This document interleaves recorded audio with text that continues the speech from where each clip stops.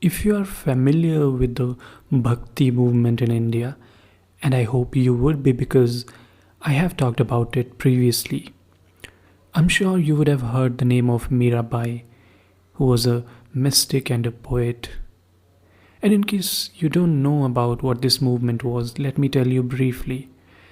This was a kind of reformation movement within Hinduism in which very many poets and mystics and devotees they came together and challenged the conventions, the old hegemony of Hinduism, and they came up with new ideas very similar to Sufism, where on one side they were talking about God, but they were trying to get out of this ritualistic mechanism of religion. And there is a vast range of art and literature devoted to that. And in that context, we find the name of Mirabai, who lived around the time of 16th century. Although the challenge here is we don't have primary sources of her works, so we have to rely on secondary sources. And even when we are reading all the things she had written, we are talking about the stuff that was written almost after a century or two after her death. So there is that challenge. And we have to go by different sources, and different poets talk about her. And sometimes you get the impression that some poets are attributing their works to her. So it becomes hard to differentiate. Although, when you think about it, you find it funny because at that time, that's what people were doing. They were writing something and they were attributing it to somebody else. And in the present times, it's quite the opposite. So anyway, Mirabai, who was married in a kind of ruling class family,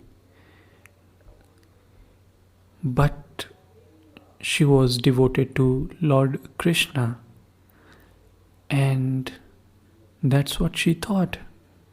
That her love was Krishna. And that's where it gets interesting, because looking back we can admire these mystics and artists. But when you think about people living in those times, traditional and conservative people, they would definitely find it odd. Like a woman falling in love with a supposed god or the idol of him and not caring about the society. People will find that kind of thing madness. But that has been the culture here in India. Even devotion has been considered a kind of meditation where you devote yourself to a particular god and you focus there and you devote yourself and you meditate accordingly. That is just one of the many paths to liberation. So when you read Mirabai's poetry, there are certain things that, repeatedly occur. For example, it's not a surprise, rather, she's constantly talking about the Dark One, which means she's referring to Lord Krishna. And I'm going to talk about the poetry in English language, although this is a translation, but I'm assuming most of my listeners listen in English, so I'll go by that. So she's repeatedly talking about the Dark One, Lord Krishna, and very passionately too. For example, listen to this short poem which is called "It's True, I Went to the Market." My friend, I went to the market and bought the dark one. You claim by night, I claim by day. Actually, I was beating a drum all the time I was buying him. You say I gave too much. I say too little. Actually, I put him on a scale before I bought him. What I paid was my social body, my town body, my family body, and all my inherited jewels. Mirabai says, the dark one is my husband now. Be with me when I lie down. You promised me this in an earlier life. So you see how passionately she is talking about her love for Krishna, and she's not caring about anything else.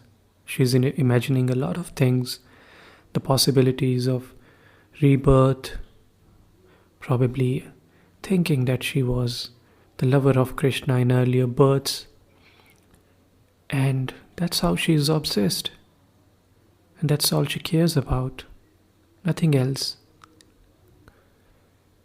Here is another one which talks about her madness in love, I mean. It's called Ankle Bells. Mira dances. How can her ankle bells not dance? Mira is insane. Strangers say that. The family is ruined. Poison came to the door one day. She drank it and laughed. I am at Krishna's feet. I give him body and soul. A glimpse of him is water. How thirsty I am for that. Mira's Lord is the one who lifts mountains. He removes evil from human life. Mira's Lord attacks the beings of greed. For safety, I go to him. So once again, you see, she being careless about the rest of the world and just dancing to the tunes of Krishna.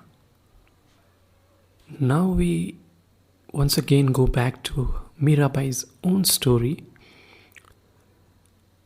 We find, as I said, secondary sources, and there are two of those. The first one is called Prema Bodh, which is translated as On Love, and the earliest manuscript that we have for this goes back to 18th century, and it in turn tells us that it is a copy of a manuscript from 17th century, and it tells us the story of Mirabai, how she was dancing in love, and then she was in turn hated by her family for the same thing. Then eventually she was a target for sexual assault by one of her religious colleagues. A lot of things happened in her life, and eventually she came out victorious. And during the time when she is dealing with all the challenges, she is holding on to Krishna, and that's where she is deriving her strength from. Another old book that talks about her works is called Bhaktamal, or in English we'll call it as A Garland of Saints. In here we learn that the gopis, women who were devoted to Krishna, that was quite common, and it is said that it was the case during Krishna's times and later on as well. In fact, it is still the case. Many women you'll find in today's India, they will feel as if they are devoted to Krishna. Obviously, it's very rare these days in terms of percentage, but it was rare back then as well. But still, there were women, and there are.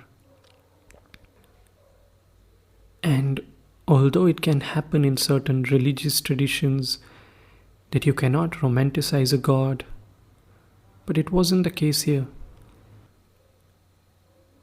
But it seems from all accounts that she had a difficult life and she constantly escaped it through her poetry, through her devotion for Krishna. Her last journey takes her to Dwarka, which is really called as or considered as the city of Krishna. It's a really small city on the shore of Arabian Sea on the west of India, and it seems like that perhaps that's where she lived the end of her days. But she has inspired many through her life, through her works, and she continues to. In fact, the whole Bhakti tradition led to many creation of many new religions and sects within India. New ideologies were formed, which are followed to this day. Even Sikhism acknowledges the works of Mirabai. So, to conclude this episode, let me recite one poem which is called All I Was Doing Was Breathing. Something has reached out and taken in the beams of my eyes. There is a longing. It is for his body, for every hair of that dark body. All I was doing was being, and the dancing energy came by my house. His face looks curiously like the moon. I saw it from the side, smiling. My family says, "Don't ever see him again." And they imply things in a low voice. But my eyes have their own life. They laugh at rules and know whose they are. I believe I can bear on my shoulders whatever you want to say of me, Mira says, without the energy that lifts mountains. How am I to live?